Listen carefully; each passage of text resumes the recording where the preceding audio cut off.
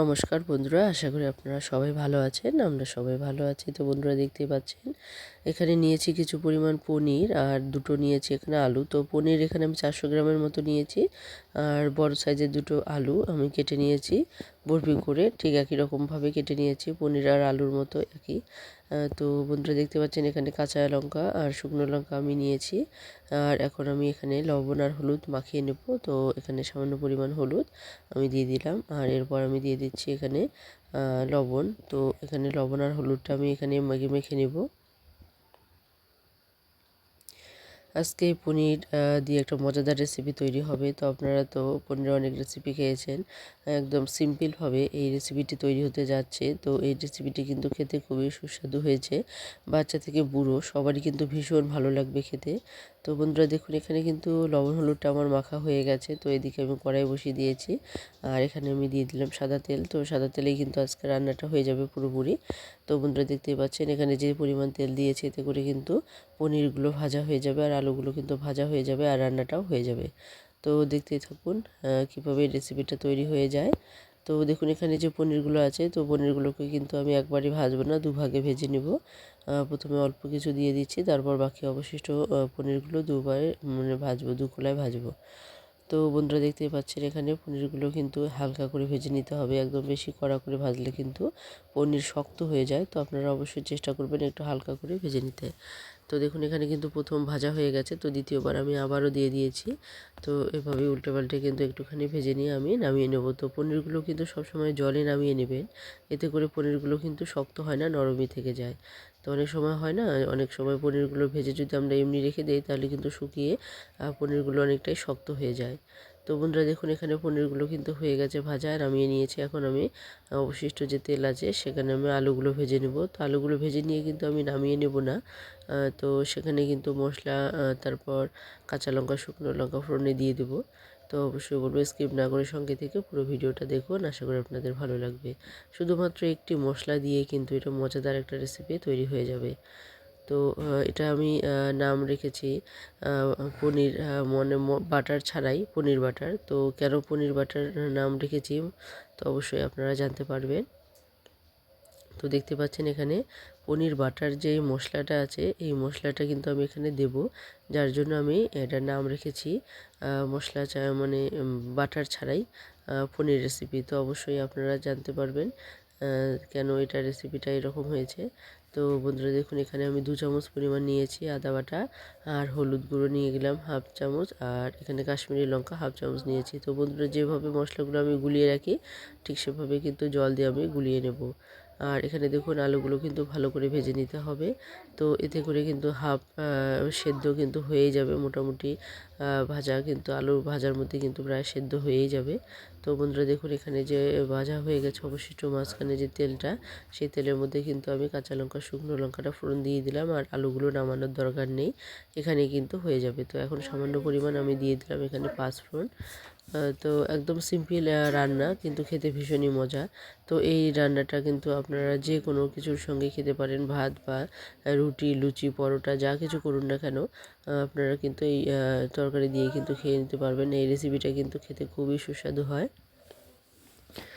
তো এই যে বাটার পনির মশলাটা এটা কিন্তু অনেকটা ম্যাগি মশলার মতোই ঘ্রাণ, তো বাচ্চাদের কিন্তু ভীষণই ভালো লাগে। তো অবশ্যই বলবো বন্ধুরা আপনারা যদি এই রেসিপিটি তৈরি করেন তাহলে দেখবেন বাচ্চারা যেরকম পনির পছন্দ করে তারা কিন্তু আরও বেশি করে খাবে। আর যারা পনির পছন্দ করে না তারাও দেখবেন সে সমস্ত বাচ্চারাও দেখবেন অনেক বেশি করেই খাবে। তো বন্ধুরা দেখুন এখানে কিন্তু যে মশলার বাটিতে যে জল আমি দিয়ে রেখেছিলাম, প্রায় হাফ বাটি পরিমাণ জল আমি মশলাটা গুলিয়ে রেখেছিলাম, তো সেই জলটা সহ কিন্তু আমি এখন দিয়ে দিলাম। আর এটাকে জলটা শুকিয়ে নিতে নিতে কিন্তু অবশিষ্ট যে আলু সেটাও কিন্তু বাকি সেদ্ধ হয়ে যাবে। তো এখানে কিন্তু পুরোপুরি আলুটাই সেদ্ধ হয়ে যাবে। তো বন্ধুরা দেখুন এখানে আমি দিয়ে দিলাম স্বাদ মতো লবণ। তো দেখতে পাচ্ছেন এখানে লবণ দিয়ে একটু নাড়াচাড়া করে এটাকে ভালোভাবে কষিয়ে নেব। তো তেল ছাড়া অবধি এটাকে কষিয়ে নেব, যতক্ষণ না তেলটা ছাড়ছে ততক্ষণ অবধি কষিয়ে নেব। তো বন্ধুরা দেখুন এখানে এখন তেলটা ছেড়ে দিয়েছে। তো দেখতে পাচ্ছেন কালারটা কতটা লোভনীয় হয়েছে। তো এটা কিন্তু খেতে ভীষণই মজাদার হয়েছে। তো যে কোনো কিছুর সঙ্গে আপনারা এটা অনায়াসে খেয়ে নিতে পারবেন। তো রুটি লুচি পরোটা যাই বলুন না কেন এটা কিন্তু খেতে ভীষণই ভালো হবে। তো দেখুন এখানে তেল ছাড়তে শুরু করে দিয়েছে। তো এখন আমি দিয়ে দেবো এখানে জল। তো আপনারা চাইলে কিন্তু গরম জল দিতে পারেন, গরম জল দিলেও কিন্তু এটা খুবই ভালো হবে। তো আমার কাছে যেহেতু গরম জল ছিল না, আমি ঠান্ডা জলই এখানে দিয়ে দেবো। তো ঠান্ডা জল বলতে আমি পনিরটা যে বাটিতে মানে জলের মধ্যে গুলিয়ে রেখেছি, ভিজিয়ে রেখেছি পনিরটা, সেই পনিরগুলোই কিন্তু জলসহ আমি এখানে দিয়ে দেবো। তো দেখতে পাচ্ছেন এখানে পনিরটা আমি একটা গামলার মধ্যে নিয়েছি, আর সেই গামলার জল সহই কিন্তু পনিরগুলো আমি দিয়ে দিলাম। তো আপনারা চাইলে কিন্তু পনিরের মধ্যে এখানে জলটা একটু বেশি করে দিয়ে একটু স্যুপ টাইপেরও করে নিতে পারেন। তো এটা কিন্তু আমি একদম স্যুপ টাইপের করব না, একটা মাখো মাখো একটা করে নেব, যেহেতু এটা বাটার পনির, তার জন্য কিন্তু এটা আমি গ্রেভি করে রাখবো, এটা আমি বেশি স্যুপ রাখবো না। তো দেখতে পাচ্ছেন এখানে এখন এটাকে ভালোভাবে ফুটিয়ে নিতে হবে। তো এখানে কিন্তু আরও একটু জল আমি দিয়েছিলাম, যে মশলার বাটি সেখানে হাফ বাটি পরিমাণ জল কিন্তু আমি দিয়ে দিয়েছি।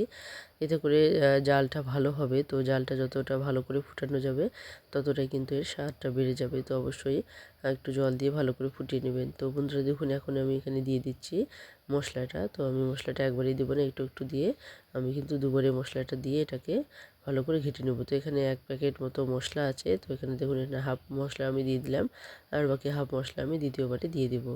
তো এই একটা মশলার প্যাকেট দিয়েই কিন্তু অসাধারণ এই রেসিপিটা তৈরি হয়ে গেল। অন্য কোনো মশলা কিন্তু এখানে আমি দেইনি, দেওয়ার মধ্যে শুধু আদাটাই দিয়েছি, আর জিরে ধনে এগুলো কোনো কিছুরই দেওয়ার প্রয়োজন নেই। শুধু একটি মশলা দিলেই কিন্তু এটা খেতে খুবই সুস্বাদু হয়ে যাবে। তো বন্ধুরা দেখুন একটু নাড়াচাড়া করে নেওয়ার পর অবশিষ্ট যে মশলার প্যাকেটটা থেকে সেখান থেকে কিন্তু অবশিষ্ট আমি যে ছিল সেইগুলো কিন্তু আমি দিয়ে দিলাম। তো দেখতে পাচ্ছেন। তো বন্ধুরা দেখুন এটা কিন্তু গ্রেভিটা কিন্তু এরকমই থাকবে। তো আপনারা চাইলে কিন্তু এর থেকে একটু বেশি গ্রেভিও রাখতে পারেন। তো গরম গরম ভাতের সঙ্গে কিংবা পরোটার সঙ্গে কিন্তু এই পনিরের রেসিপিটা অসাধারণ লাগবে খেতে। তো আমার এই বাটার পনির কী রকম লাগলো অবশ্যই কমেন্টে জানাতে ভুলবেন না। তো যে সমস্ত বন্ধুরা আজকে প্রথম দেখছেন এখনও সাবস্ক্রাইব করেননি, তারা অবশ্যই বলবো সাবস্ক্রাইব করে বন্ধু হয়ে পাশে থাকবেন, আর বেল আইকনটিকে অবশ্যই ক্লিক করতে ভুলবেন না, তাহলে যে কোনো নতুন ভিডিও আপনাদের কাছে পৌঁছে যাবে। আর অবশ্যই বলবো একটি লাইক করতে ভুলবেন না, আর বেশি বেশি করে বন্ধুবান্ধবদের মধ্যে শেয়ার করুন যাতে তারাও দেখতে পারেন। আর পুরনো বন্ধুরা নতুন বন্ধুরা যারা সঙ্গে আছেন শুরু থেকে শেষ অবধি আমার সঙ্গে আছেন, সবাইকে অসংখ্য অসংখ্য ধন্যবাদ, আর সবার প্রতি অনেক অনেক ভালোবাসা রইল।